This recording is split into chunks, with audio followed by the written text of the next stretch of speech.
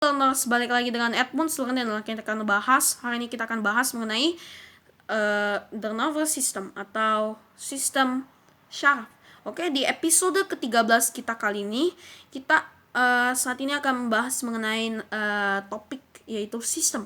Topik sistem ini kita sudah pernah bahas sebelumnya di episode ke-12 di mana saya pernah review mengenai sistem, di mana dari sel kemudian ke tisu, yaitu kelompok atau kelompok sel yang bekerja sama nanti akan membentuk organ, dan nanti dari organ dia akan membentuk sistem, dan dari sistem dia akan membentuk dia akan menjadi sistem tubuh manusia, jadi dalam tubuh kita. Oke, jadi sistem ini banyak sekali sistem dalam tubuh manusia, yang salah satunya adalah skeletal system dan muscular system. Skeletal system ini berfungsi untuk memberikan bentuk kepada manusia, memberikan bentuk atau shape kepada tubuh manusia. Kemudian muscular system ini adalah sistem otot yang dimana ini juga memberikan bentuk kepada manusia. Dan yang kedua ini, fungsi yang kedua itu adalah untuk melindungi tulang dalam tubuh kita secara tidak langsung. Ini juga melindungi tulang dari tubuh kita. Kenapa? Karena apabila misalkan kita melakukan pekerjaan atau misalkan seseorang memukul kita, maka tulang kita apabila dilindungi oleh otot, maka tulang kita tidak akan secara langsung terkena damage atau terkena luka. Ketika sering kali dipukul, misalkan tidak ada otot yang melindungi, maka tulang akan cepat rusak. Oke, tergantung pukulannya dari orang yang memukul kita tersebut. Dan juga otot ini selain mensupport tubuh, juga mensupport tulang kita atau bones kita. Kenapa? Karena skeleton ini atau bones kita ini atau tulang kita ini kalau misalkan jatuh atau misalkan bukan jatuh, maksudnya misalkan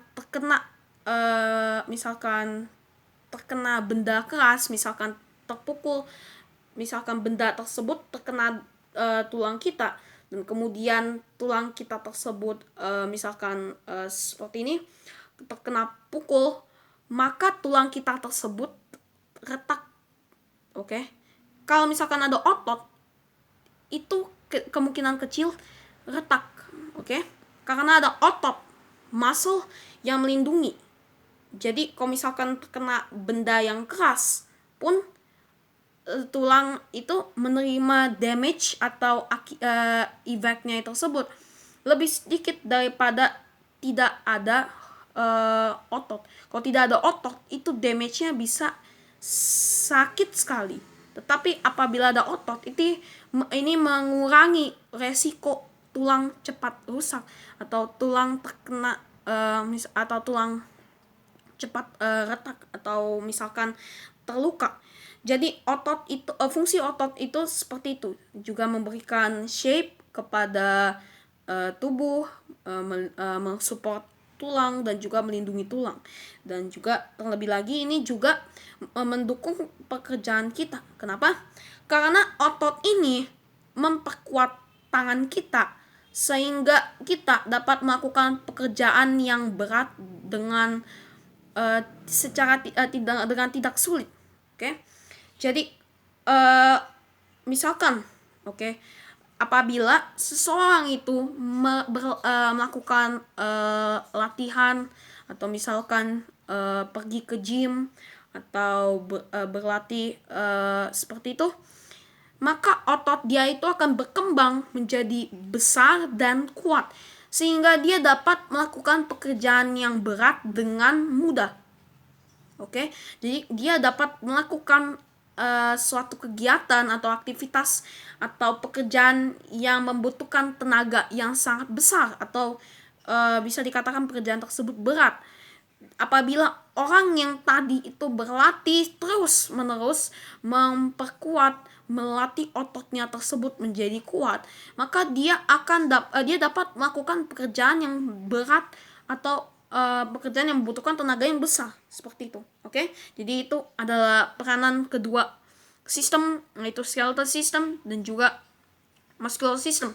Dan untuk skeletal system, bagaimana cara kita merawatnya tersebut, saya sudah pernah jelaskan di video skeleton system saya.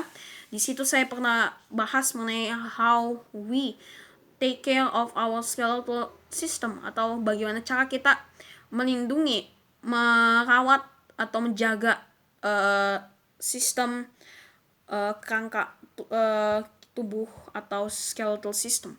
Dan kemudian di respiratory dan circulatory system kita juga pernah sudah bahas bahwa dalam respiratory system itu ada yang pertama hidung. Hidung itu menghirup oksigen. Kemudian ada bronkai yang menjadi penghubung antara penghubung antara paru-paru dan juga hidung. Tetapi sebelum ada bronkai juga ada pipa udara atau windpipe. Kemudian paru-paru dan juga alveoli. Dan di situ kita juga sudah bahas mengenai hal itu, dan juga circulatory system kita juga bahas bahwa juga saya juga ingin membahas lagi sedikit tambahan bahwa jantung itu ini dilaspisi oleh otot cardiac muscle. Itu disebut sebagai muscle otot yang ada di dalam sistem peredaran darah atau blood circulatory system. Kenapa seperti itu?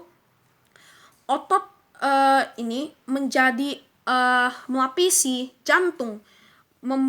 Juga jantung terbuat dari otot, sehingga kalau kita lihat jantung itu terbuat dari terbuat dari otot. Oke. Jadi dalam muscular system juga selain jantung, selain arm muscle kita atau motoric muscle, juga ada dalam digestive system ada di situ otot. Tapi saya belum reveal sekarang karena saya tidak akan bahas mengenai digestive system. Dan digestive system, urinary system, dan juga muscular system akan kita bahas di pertemuan berikutnya atau di pertemuan yang lainnya. Tetapi saya belum schedule mengenai pembahasan kita mengenai mengenai digestive, kemudian urinary dan juga muscular system. Oke, kita masuk ke nervous system. Nervous system ini terdiri dari 3 struktur. Dalam basic kita belajar mengenai dasar dari nervous system. Nervous system terdiri dari yang pertama brain, kemudian spinal cord, dan juga nerves. Brain pasti diketahui karena di setiap science atau di setiap kali ada disebut sebagai brain. Jadi brain ini yang mengontrol atau sebagai kontrol tubuh kita, di mana brain ini menginstruk kita untuk bergerak, melakukan sesuatu, dan kemudian merasakan sesuatu. Dan di sini brain ini juga menyampaikan pesan kepada nerves untuk misalkan misalkan kita merasakan sesuatu, misalkan kita mencium aroma dari makanan, aroma tersebut masuk ke dalam dirasakan dan juga dirasakan oleh sensory nerves kita atau saraf perasa kita atau sensor atau merasakan sesuatu, yaitu apa saja sensory nerves. Contohnya skin ini juga yang sensory nerves.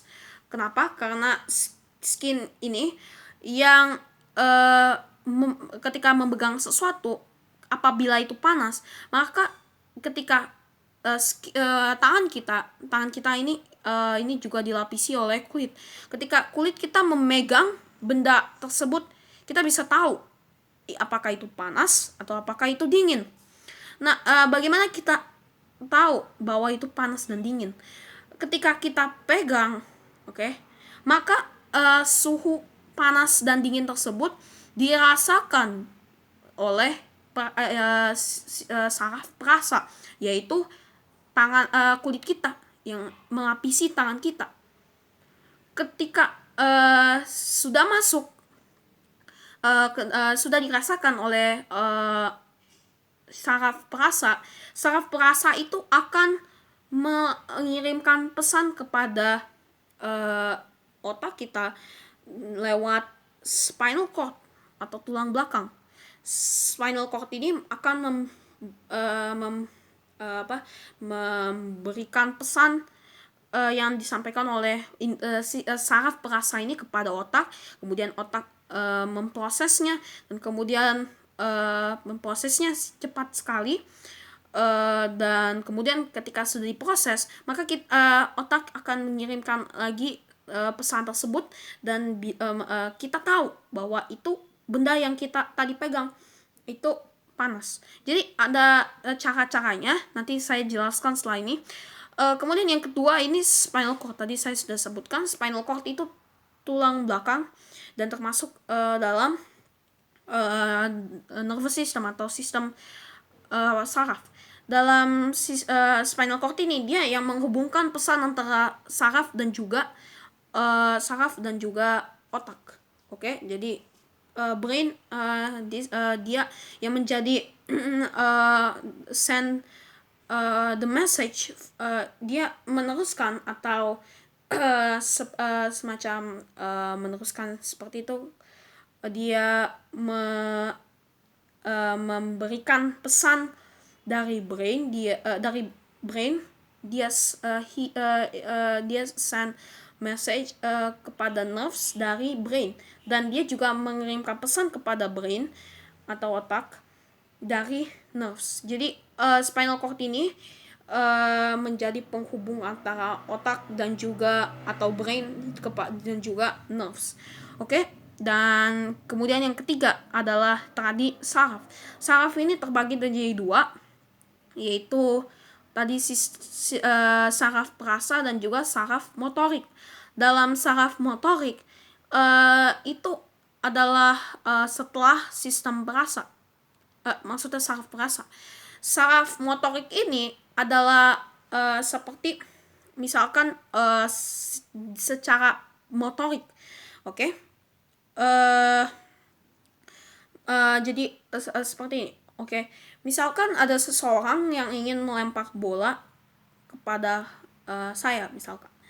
Dan ketika bagaimana saya tahu bahwa bola itu akan dilemparkan ke saya? Mata saya melihat bola tersebut, sehingga saya merasakan ada bola yang akan datang ke saya. Ketika saya sistem perasa itu memberikan pesan kepada otak saya, kepada brain itu bahwa ada bola yang akan datang, maka brain tersebut akan secara otomatis menginstruksikan sistem motorik untuk menghindar dari arah bola tersebut, sehingga sistem motorik itu tubuh kita. Jadi brain menginstruksikan seluruh tubuh kita, sistem motorik kita, yaitu tubuh kita ini untuk menghindar dari arah bola tersebut. Jadi itu tadi caranya, maksudnya sistem motorik. Jadi yang pertama adalah stimulus. Kalau stimulus itu seperti apa yang saat ini, apa yang saat kegiatan atau apa yang harus dihindari, atau apa yang sesuatu yang sebelum sensory nerves ini atau saraf perasa ini mengetahuinya. Jadi stimulus ini adalah dimana ini merupakan proses awal dari bagaimana proses dari nervous system. Jadi stimulus itu yang awal, dimana stimulus tadi pergerakan bola itu tadi stimulus, kemudian tadi sistem perasa, yaitu kita merasakan, maksudnya saraf perasa, kita merasakan bahwa ada bola yang akan datang lewat mata kita yang mata saya tadi yang melihat bahwa ada bola yang akan datang ke depan saya. Kemudian dari saraf perasa kemudian akan ke otak. Kemudian otak akan memprosesnya dan kemudian menginstruksikan motorik nerve atau sistem motorik atau motor nerves untuk menghindar, melakukan pergerakan menghindar, sehingga saya tidak terkena bola tersebut. Oke? Jadi itu maksudnya. Jadi segitu saja pembelajaran kita kali ini. Jangan lupa untuk like videonya, subscribe channel ini untuk mendapatkan semua notifikasinya. Oke? Dan juga jangan lupa untuk terus mengikuti pembelajaran Edmunds Learning. Oke? Dan juga jangan lupa untuk menonton seri-series science, matematika atau English dan lain-lainnya. Oke? Dan see you later guys. Bye bye.